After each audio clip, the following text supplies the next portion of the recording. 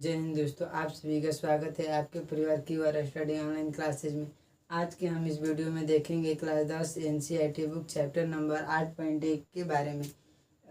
इसके question number 9 को समझेंगे। मैंने 6 वीडियो में हमने इसके क्वेश्चन नंबर 8 तक किए थे। आज हम लोग क्वेश्चन नंबर 9 को समझने का प्रयास करेंगे। यदि आप हमारे पिछले वीडियो नहीं देखे हैं तो आप हमारे जाकर प्ले लिस्ट में हमारे वीडियो को देख सकते हैं। तो चलिए आज हम लोग क्वेश्चन नंबर 9 को समझने का प्रयास करते हैं। क्वेश्चन नंबर 9 में कह रहा है कि त्रिभुज ABC में जिसका कोण भी समकोण है, यदि tan A बराबर 1/में √3 हो तो निम्नलिखित का मान ज्ञात कीजिए। यहाँ पर sin A और cos C या प्लस cos A और sin C का मान ज्ञात करना है। तो चलिए हम लोग यहाँ पे सवाल बनाते हैं। सवाल में कह रहा है त्रिभुज एक बनाना है ABC जिसका कोण क्या हो, 20 समकोण हो। यहाँ पर सी हम लोग बना है। अब कह रहा है यदि tan A बराबर दिया हुआ है, यहाँ पर लिख लेंगे tan A बराबर दिया हुआ है कितना, 1/√3। तो हम लोगों ने पढ़ा था tan थीटा बराबर क्या होता है, लंब बटा में कोण, मतलब लंब बटा में आधार। तो यहाँ पर लिखेंगे क्या होगा, लंब हो जाएगा, यह नीचे वाली क्या होगी, आधार। अब इसमें हम लोग इस त्रिभुज में इस मान को हम लोग रखेंगे। इसमें कोण ए के लिए सबसे पहले रखेंगे लंब क्या होगी, थीटा के सामने वाली, चाहे कोण के सामने वाली भुजा क्या होती है, लंब होती है, यहाँ पे रख देंगे वहाँ। इसकी कोण की सटी हुई भुजा क्या होती है, आधार होती है, तो यहाँ पर √3 रख देंगे। अब हम लोगों का मान निकालना है कि किसका, मतलब कर्ण का चाहे AC का। तो यहाँ पर लिखेंगे AC बराबर क्या होगा, दो छोटी भुजाओं के वर्गों के योग के बराबर होता है। तो यहाँ पर लिखेंगे √3 का स्क्वायर प्लस में 1 का स्क्वायर। अब √3 का स्क्वायर करेंगे कितना होगा, 3 और प्लस 1, इन दोनों संख्याओं को जोड़ेंगे कितना होगा, 4।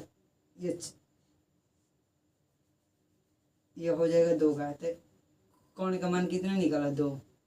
अब हम लोगों को निकालना है sin A बराबर।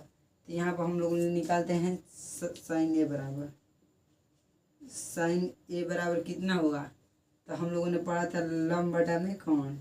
इसका मान कितना दिया है लंब का, sin A के लिए लंब क्या हो जाएगा, 1, और कोण कितना होगा, कोण तो सबसे बड़ी भुजा होती है। अब हम लोग को निकालना है cos C बराबर। cos C बराबर कितना होगा, cos C बराबर क्या होता है, आधार बटा में कोण। cos C के लिए हम लोगों को देखना है आधार कितना होगा, 1।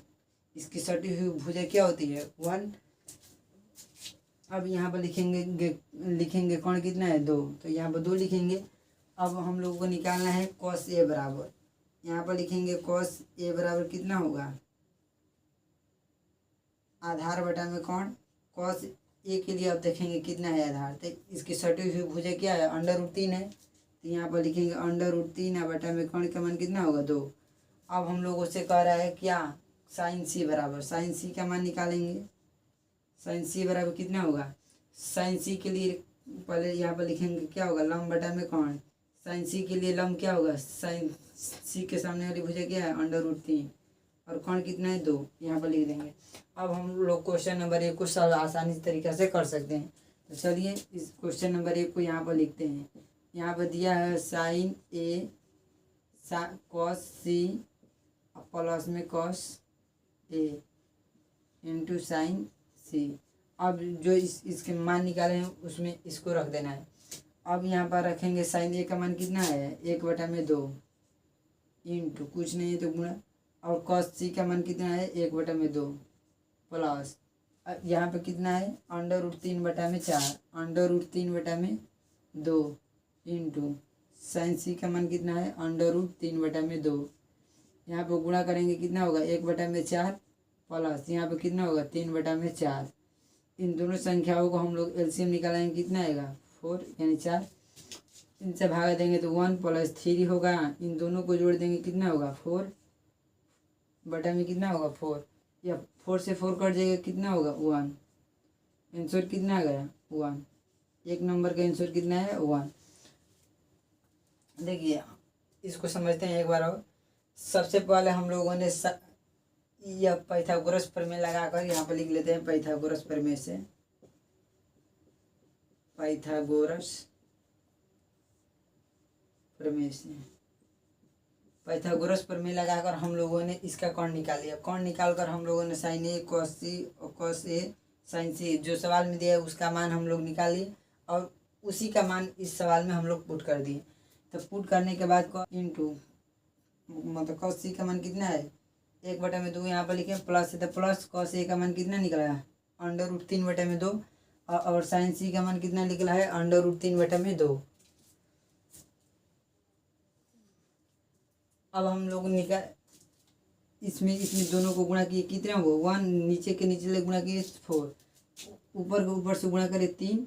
देखिए किसी भी संख्या यदि रूट में हो यदि 3√3 होती है ना तो यदि इसको गुणा करेंगे तो कितना होगा अंडर रूट में 9 होगा। यह देखेंगे 9 किसका वर्ग है 3 का तो इसीलिए यहाँ पर 3 लिखते हैं। अब देखिए तो इसको बटा पे जोड़ कर दिए सिंपल। अब हम लोग क्वेश्चन नंबर 2 को देखते हैं। तो क्वेश्चन नंबर 2 में कह रहा है कॉस ए का मान कितना निकालना है। कॉस ए का मान कितना है √3/2 इंटू कॉस सी का मान कितना है। कॉस सी का मान 1/2 माइनस है तो माइनस यहाँ पर देंगे। साइन ए का मान कितना है 1/2 साइन सी का मान कितना है √3/2। अब यहाँ पर गुणा करेंगे तो कितना होगा √3/4 होगा माइनस √3/में कितना होगा 4। अब दोनों के एलसीएम निकालेंगे कितना होगा 4। अब 4 से 4 में भाग देंगे एक में √3 से गुणा करेंगे √3 माइनस √3। इन दोनों संख्याओं को घटाने पर कितना आएगा 0/4। यदि किसी भी संख्या में यदि 0 को किसी भी संख्या से भाग देने पर मान कितना होता है 0 लेकिन यहाँ पर हो जाएगा 4 0 से मान देंगे तो इसका मान क्या होगा इन्फिनिटी होगा यानी कि इसको हिंदी में कहते हैं अनंत। ये आपको मालूम होना चाहिए ठीक ना। इसका मान कितना आ गया 0। आज हम लोग क्वेश्चन नंबर 9 तक ही रहने देते हैं। तब फिर किसी नेक्स्ट वीडियो में मिलेंगे तब तक के लिए जय हिंद।